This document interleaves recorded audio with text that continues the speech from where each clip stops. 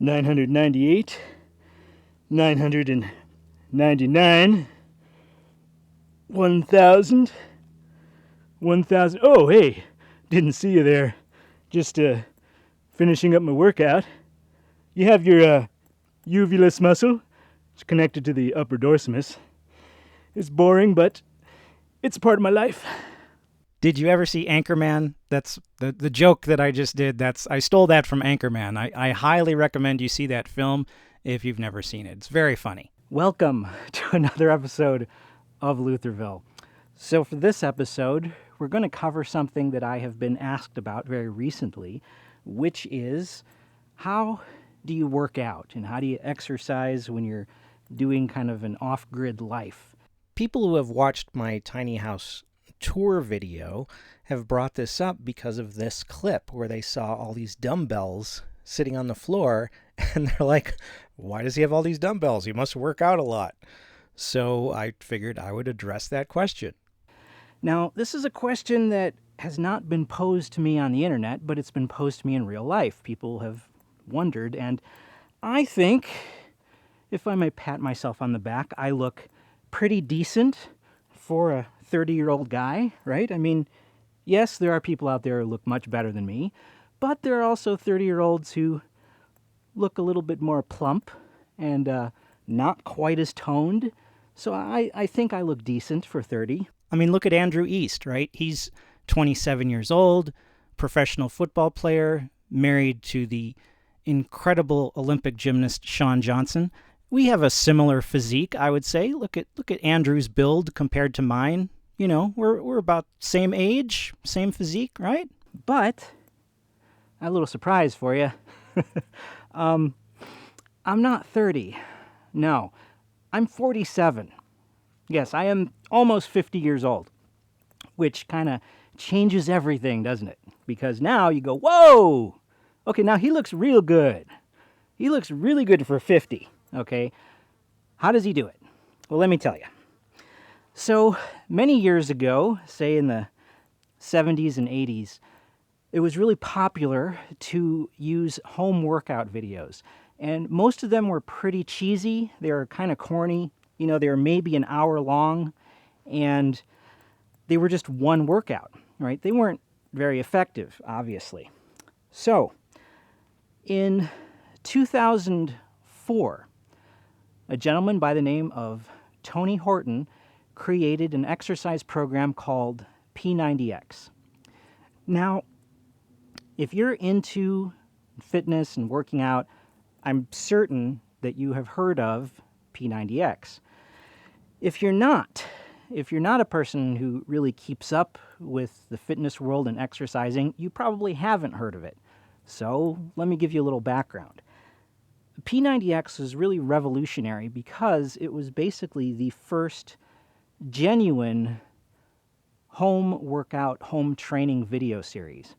Instead of giving you just one video that you would do every day, P90X actually has 12 different workouts. It comes with 12 DVDs. In addition to all of those different workouts, there is also a nutritional guide. And the way that the program works is you don't just watch these things and do these exercises 12 days in a row.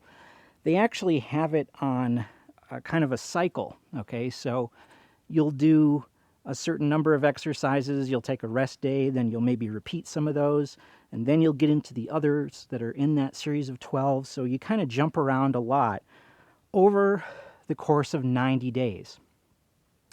Now, after you go through the program once for 90 days, they encourage you to sort of customize the program and do whatever is working best for you. So that's what I've done over the years. So right now, the workouts that I do is I break them up into basically 2 weeks.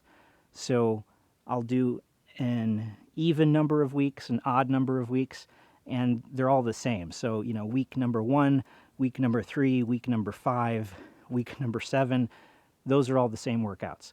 And then week 2, 4, 6, 8, those are all the same workouts.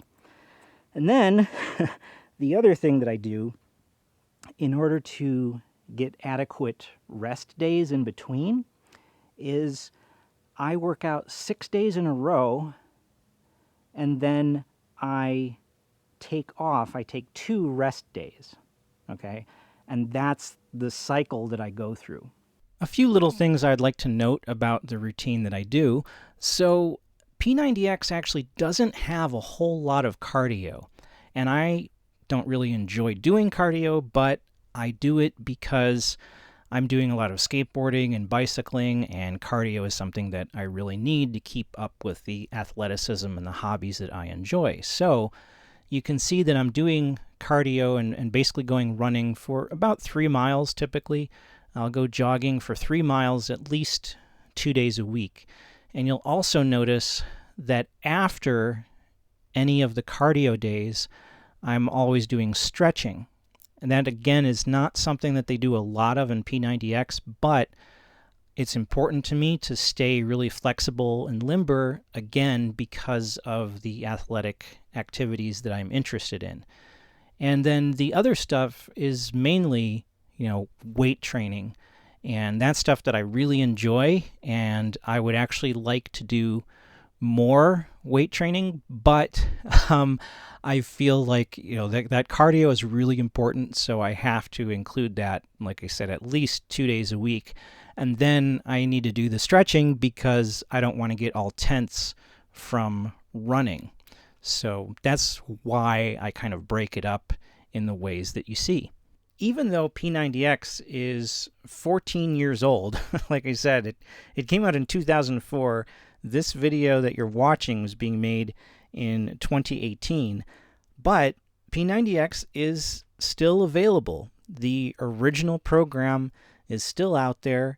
It has been updated since it originally came out, and there are new programs out, and there are a lot of kind of copycat programs as well.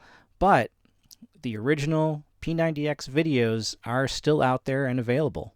Now, I mentioned that P90X also has a nutritional program, that when you buy the whole big P90X package, you also get a booklet that gives you all kinds of recipes and things like that, and the stuff that you should be eating and how you should change your diet to make it more nutritious.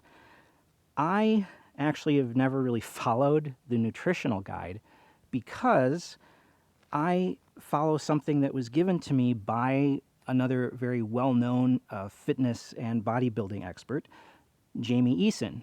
Here are a few photos of the lovely Jamie. Now, she and I became online friends in about 2006 when she had first started modeling, and I was doing a lot of photography, and we were trying to coordinate and get a photo shoot started together. So when we met in 2006, she gave me this really fantastic nutritional guide.